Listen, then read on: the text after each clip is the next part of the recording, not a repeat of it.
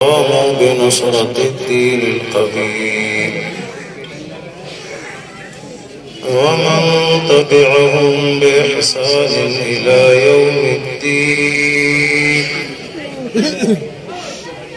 أما بعد فأعوذ بالله من الشيطان الرجيم. بسم الله الرحمن الرحيم.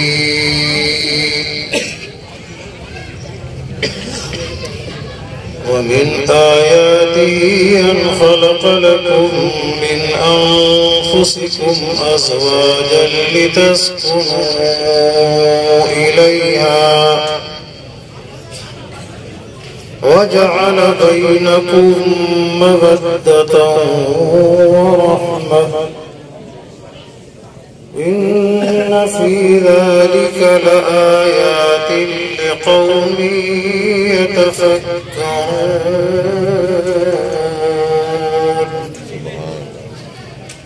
آمنت بالله صدق الله العلي العظيم.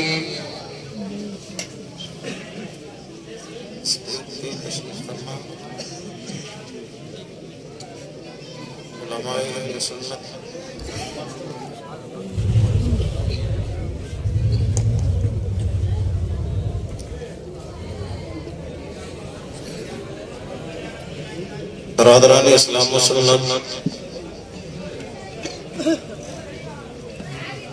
میں آج کے اس اجلاس میں ایک جملہ معترضہ کے طور پہ حاضر ہوں۔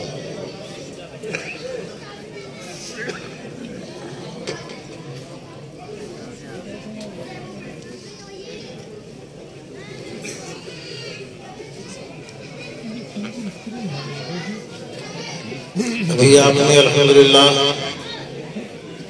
استاد و شعراء، محب گرامی، شاعر اسلام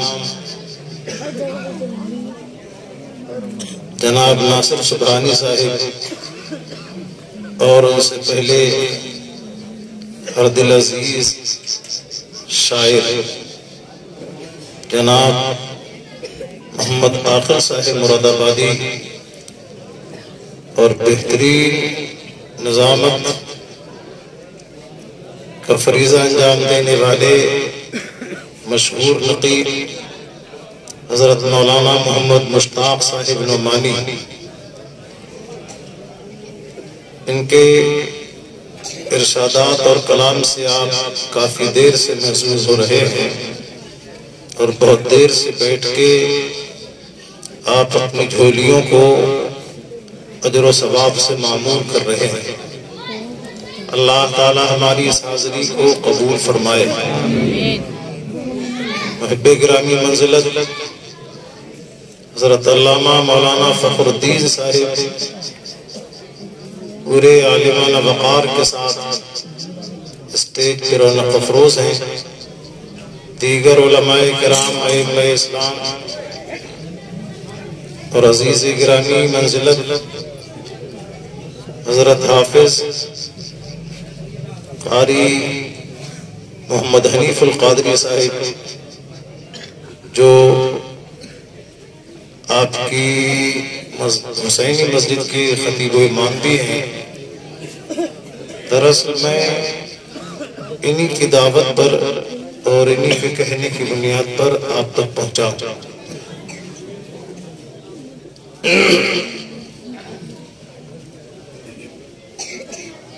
میں اپنے بارے میں بہت واضح لفظوں میں یہ بتا دوں، میں کوئی پیشہ ور خطیب نہیں ہوں، نہ اس پیشہ ورانہ خطابت سے مجھ فقیر قادری کا کوئی تعلق ہے۔ میری زندگی میں ایسا بہت کم ہوتا ہے کہ میں کسی اسٹیج پر اتنی دیر بیٹھوں جتنا دیر میں بیٹھا۔ جتنی دیر میں یہاں بیٹھا ہوں اتنی دیر میں بحمدہ تعالی 2-3 فتوے تحریر کر دیتا ہوں۔ میری مصروفیات اور میرے شب و روز اس طور پہ گزرتے ہیں وہ میں بہتر جانتا ہوں. کھانے سونے اور نمازوں کے علاوہ اگر میں کنٹینیو بھی لکھوں تو بحمدہ تعالیٰ فتاویٰ اس کثرت کے ساتھ سوالات موجود رہتے ہیں کہ میں پوری قوت کے ساتھ لکھتا ہوں، پھر بھی 100-200 سوال ایکسٹرا دارالفتاء میں ہر وقت موجود رہتے ہیں. اسٹیج کی دنیا اور اسٹیج سے متعلق جو لوگ اپنی خدمات انجام دے رہے ہیں، لکل فن رجال، ہر میدان کے کچھ لوگ ہوتے ہیں. وہ بڑی وسیع دنیا ہے، اس پہ لوگ، ان کی حیثیت ہم سے بہت بلند ہے، ان کا انداز، ان کا مذاق سخن وہ ہماری قدرت سے ماورا ہے. خصوصاً آج اسٹیج کی دنیا پر علماء کا طبقہ بہت کم ہے. اسٹیج پہ ناچنے، کودنے، اچھلنے، تھرکنے والے اکثر وہ ہیں، اکثر سب نہیں، کچھ علماء بھی. ایسا نہیں ہے کہ علماء سے بالکل اسٹیج خالی ہے، بہت سے علماء ہیں، لیکن اکثر وہ ہیں جو جھوٹی روایتیں، من گھڑت واقعات، گڑھی ہوئی حدیثیں، جھوٹی کرامتیں، بلکہ سیرت مصطفیٰ جان رحمت میں بھی دجل و قطر کود کرتے. وہ یوٹیوب، واٹس ایپ پہ ادھر سے ادھر موو ہونے والی کلپس، انسٹاگرام، ٹیلی گرام اور فیس بک پر پوسٹ کی گئی عجب عجب طرح کی ایک دم بے سر پیر کی خرافات، انہی کو دیکھتے ہیں. وہی ان کا مبلغ علم ہے، وہی ان کا منتہائی تحقیق ہے، وہی ان کی تقریر اور ان کے خطاب کو پانی اور ہوا دینے کا ایک سورس. وہیں سے وہ کچھ کلپ ادھر سے، کچھ کلپ ادھر سے، انہیں مختلف کلپس میں سے کچھ ادھر سے کچھ ادھر سے لے کے ایک نیا معجون بنا اس قوم کے سامنے پیش کرتے ہیں. اور اس قوم کا المیہ یہ ہے، ہماری قوم کے چھوڑے لونے لبارے، ان کو یہ توفیق نہیں کسی عالم سے جا کر پوچھیں کہ اسٹیج پر کس کو بلانا ہے کس کو نہیں. موبائل اٹھایا، یوٹیوب پر کچھ بھی بول کے علم غلم اناب شنا، اس کو دے دیا کہ فلاں. اب وہ سرچ کر کے اس نے بتا دیا کہ یہ ہے یہ ڈیش ڈیش ریزلٹ. اب لوڈے نے سنا، کان کو بھایا، اس نے یہ بولا، ان کا انداز، یہ دیکھو کیسے ہاتھ چلاتے ہیں اچھلتے، ان کا انداز بہت اچھا ہے. ابھی نہیں لوڈے لباروں نے آپس میں سلیکٹ کیا کہ اس کو بلانا ہے. کچھ بھی ہو جائے وہ بہت اچھا بولتا ہے، وہ بہت اچھا بولتا ہے، اسی کو دعوت دینا ہے. میرے عزیزوں، یہ ہے آج کے جلسوں کا المیہ، یہ ہے آج کے جلسوں کی حقیقت. میں بحمدہ تعالی جو سچ ہے ڈنکے کی چوٹ پہ عرض کرتا ہوں، ڈرتا ہوں اپنے رب سے، باقی بیان حق میں مجھے کسی سے ڈر نہیں.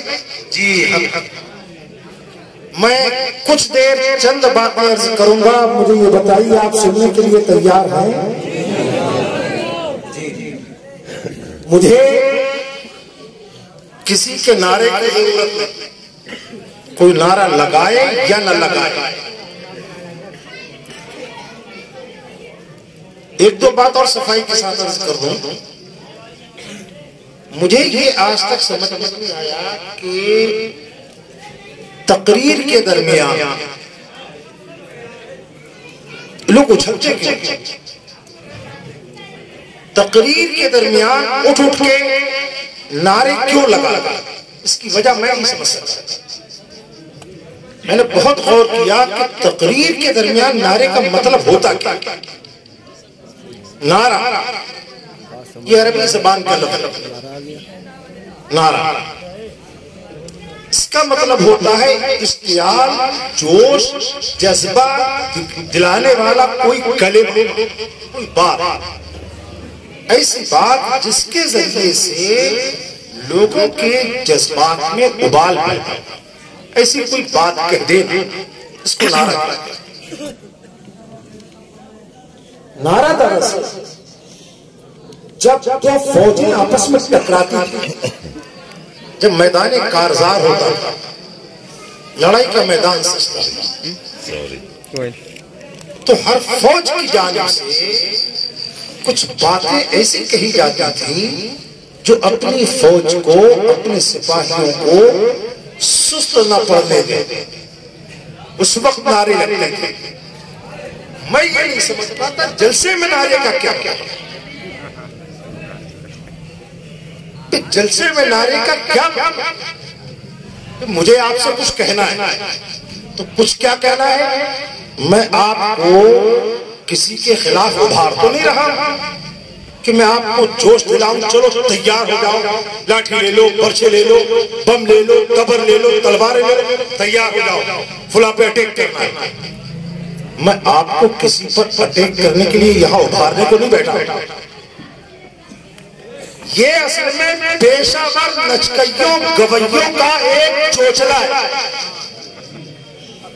وہ گویا جو آپ سے اپنے لفافے کو موٹا کروانا چاہتا ہے، جس کا مقصد یہ ہے کہ آپ جھومو۔ اور بعد میں کو مولانا کی تقریر بہت جمی، مولانا کی تقریر بہت جمی، دوبارہ بھی تاریخ ہے۔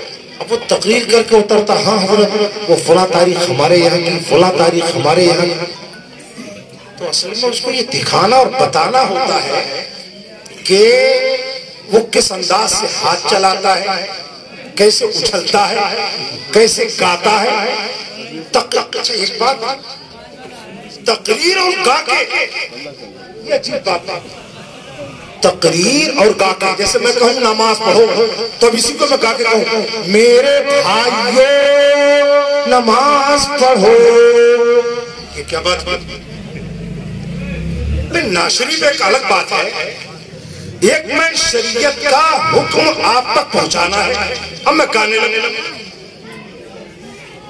نہیں، آپ ذرا اللہ نے عقل دی ہے سوچنے کی۔ میں کہوں بھائیو جھوٹ مت بولو، جھوٹ بولنا گناہ کبیرہ ہے۔ ہم اس کو گا کے میرے بھائیو جھوٹ نہ بولو۔ حکم شریعت میں گانا کیا ہے؟ حکم شریعت کے بارے میں قرآن نے مصطفیٰ جان رحمت کو حکم دیا، فَاسْدَعْ بِمَا تُؤْمَرْ، حبیب آپ کو جو حکم دیا جاتا ہے اس کو واضح اور صاف لفظوں میں بیان کریں۔ بتاؤ میری بات سمجھ میں آ رہی ہے؟ خوب آ رہی ہے، خوب آ رہی ہے سر۔ میرے دوستو، دنیا ہمارے جلسوں کو دیکھ کے ہنستی ہے۔ یہ رات کے 12 بجے پوری دنیا سے کٹ کے جبکہ سب لوگ سونے میں لگے، یہ رات کے 1 بجے 12 بجے یہ کیا کر رہے ہیں؟ ایک آدمی مائک میں چیخ رہا ہے، وہ پسینہ پسینہ ہوا پڑا ہے، پسینہ بہ رہا ہے، رال ٹپک رہی ہے، مائک توڑ رہا ہے، کوئی کرسی پھوڑ رہا ہے، اچھلا جا رہا ہے، کچھ لوگ سامنے بیٹھے ہیں، بیچ میں ایک اٹھتا ہے، نعرہ لگاتا ہے، کبھی سب مل کے شور کرتے ہیں۔ یہ ماجرا کیا ہے؟ پڑھے لکھے لوگ سوچتے ہیں نہ جانے کو کیا ہوا ہے، یہ کوئی مالی خولیائی قوم تو نہیں، نہ جانے کیوں پوری دنیا سے کٹ کے جب لوگ آرام سے بستروں پہ سو رہے ہیں، نہ جانے کون سا مار کا سر کرنے کو یہ لوگ یہاں اکٹھے ہوئے، ایک چیختا ہے، کچھ لوگ شور مچاتے ہیں، پیچھے اٹھ کے ہاں اچھا کوئی گزرنے والا دیکھے وہ تو چیختا ہے اس کو توڑ کیا مسئلہ ہے اللہ جانا بے قرآن واضح حدیث کا ارشاد کو صاف آخر کا کیا ضرورت تھی یوں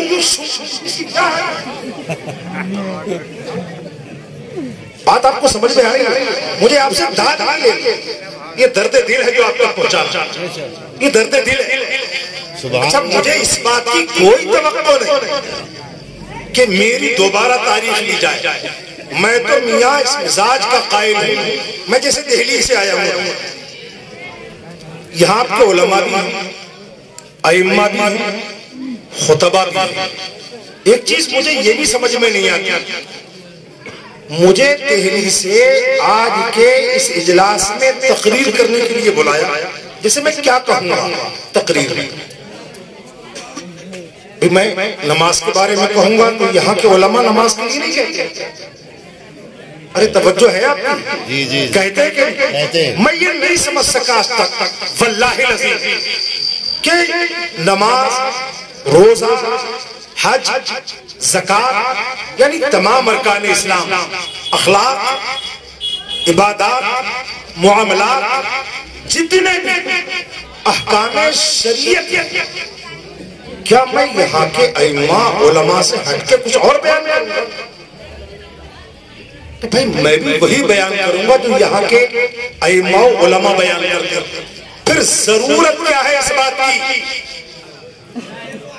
کہ فلاں کو کسی کو دہلی سے کسی کو بریلی سے کسی کو مراد آباد سے کسی کو کہیں سے کسی کو کہیں سے آخر کار اس بلانے کی حاجت کیا ہے ضرورت کیا ہے مجھے یہ تو سمجھ میں آتا ہے جیسے یہاں کوئی بدعقیدہ کوئی بدمذہب کوئی بے دین یا نان مسلم اس سے اگر کوئی ڈیبیٹ کی بات ہو اس کے سامنے اسلام کی حقانیت یا اپنے مسلک و مذہب و مشرق حقانیت دلائل و شواہد و براہین کی روشنی میں رکھنا ہے تو یہ سمجھ میں آتا ہے ممکن ہے کہ وہ دلائل و براہین و شواہد یہاں کے ائمہ کے پاس موجود نہ ہو تو کسی معتبر معتمد مستند تجربے کار عالم دین کو بلایا جائے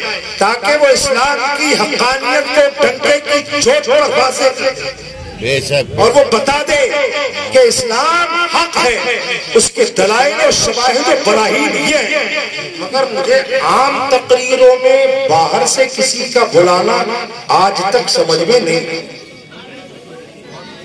یہ آپ کو سمجھ میں آتا ہے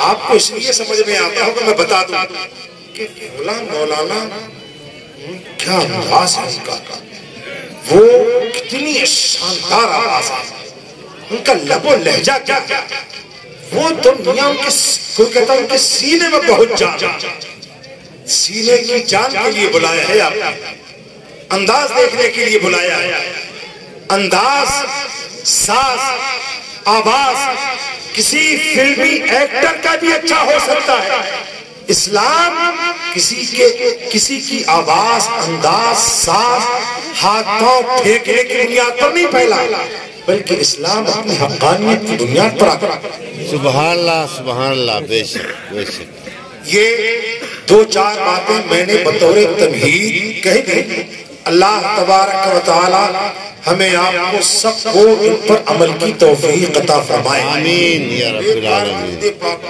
اللہم صلی علی سیدنا و شفیعنا و نبینا و مولانا محمد و بارک وسلم صلاة و سلام علیک یا سیدی یا رسول اللہ ہم نے قرآن کریم کی ایک آیت کریمہ کی تلاوت کی ہے جو سورہ روم کی ایک آیت ہے اللہ تعالیٰ ارشاد فرماتا ہے وَمِنْ آيَاتِهِ أَنْ خَلَقَ لَكُم مِّنْ أَنفُسِكُمْ أَزْوَاجًا اللہ کی نشانیوں میں سے ایک نشانی یہ ہے کہ اس نے تمہارے لیے تمہیں میں سے تمہارے جوڑے پیدا فرما دیے تمہارے جوڑے اس لیے پیدا فرمائے تاکہ تم ان سے سکون پاؤ، تمہیں ان کے پاس پہنچنے کے بعد اطمینان اور چین حاصل ہو۔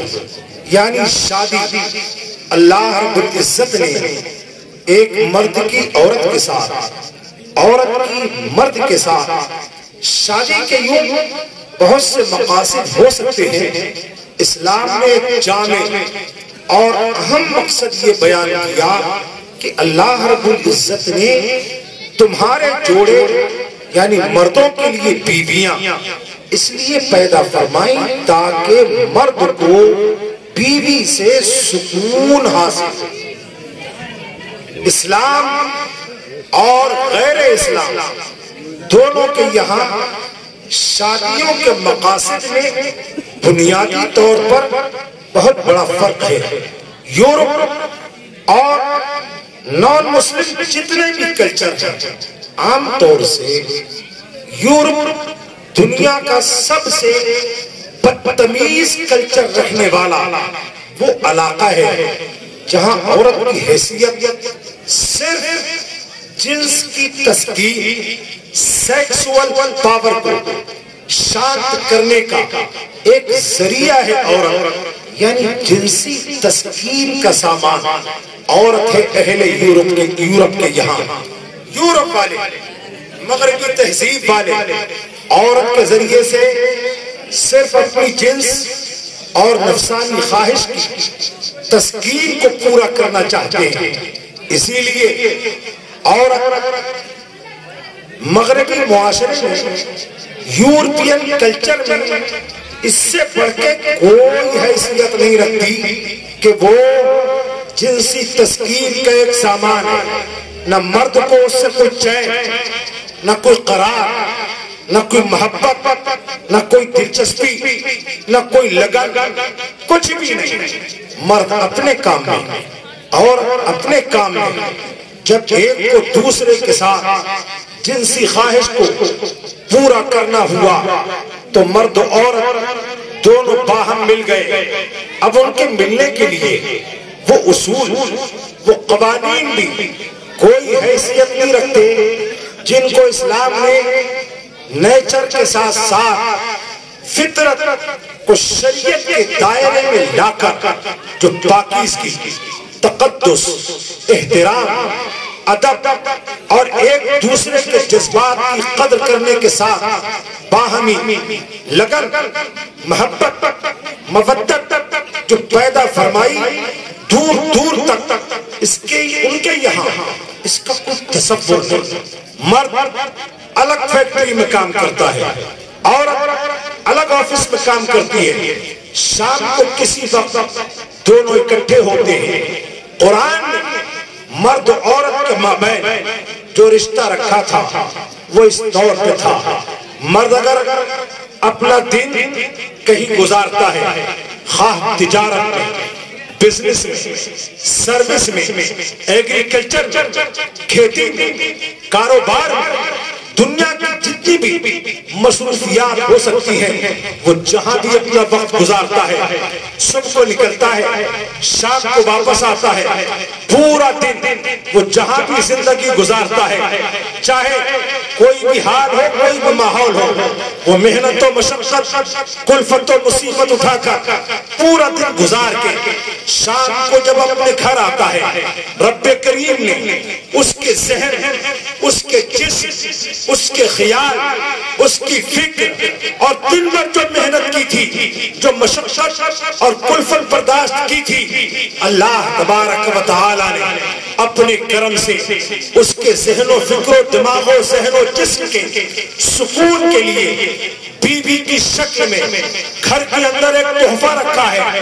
جب یہ تھک کے آئے، گھر پہنچے، بیوی پہ نظر پڑے تو دن بھر کی محنت کو بھول جائے، بیوی کو دیکھے تو اس کو سکون میسر آئے۔ بے شک بے شک، سبحان۔ اس لیے رکھی تھی بیوی، اس لیے نہیں یہ اپنے آفس سے آیا اور اپنے آفس سے آئی، اب یہ الگ محنت کر کے آیا ہے، وہ الگ محنت کر کے آئی ہے، نہ اس کو اس سے سکون، نہ اس کو اس سے سکون، نہ یہ اس کے کسی کام کا، نہ وہ اس کے کسی کام کی، دونوں کو گھر آنے کے بعد بھی گھر آ کر کے کھانے پینے کا دونوں کو انتظام کرنا ہے.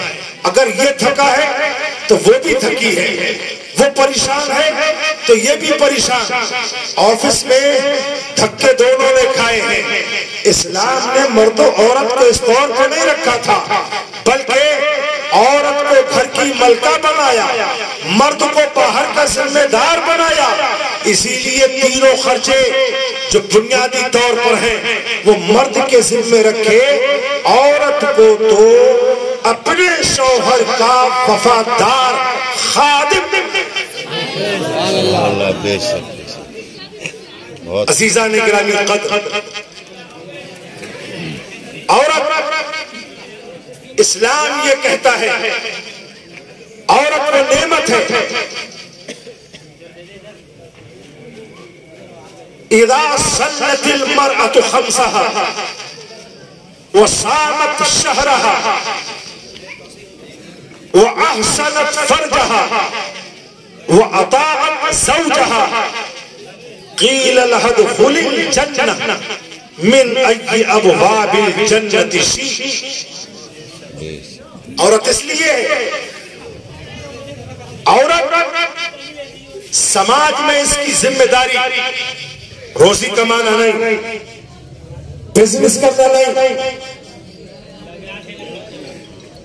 عورت پانچوں وقت کی نماز پڑھے, رمضان کے روزے رکھے, اپنی شرمگاہ کی حفاظت کرے, اپنے شوہر کی خدمت کرے. مصطفیٰ جان رحمت فرماتے ہیں قیامت کے دن اس سے کہا جائے گا یہ ہے جنت کی 8 دروازے تیرے لیے کھول دیے گئے ہیں, جس سے چاہے تو جنت میں داخل. وہ عورت جو اللہ کے احکام پہ عمل کرتی ہے اور شوہر کی خدمت کرتی ہے, اپنی شرمگاہ کی حفاظت. میرے عزیز دوستو, آج جو لوگ عورتوں کو اسکول اور کالج میں پڑھاتے ہیں, اسلام تعلیم کی مخالفت نہیں کرتا. عورتوں کو پڑھائیے, ضرور پڑھائیے.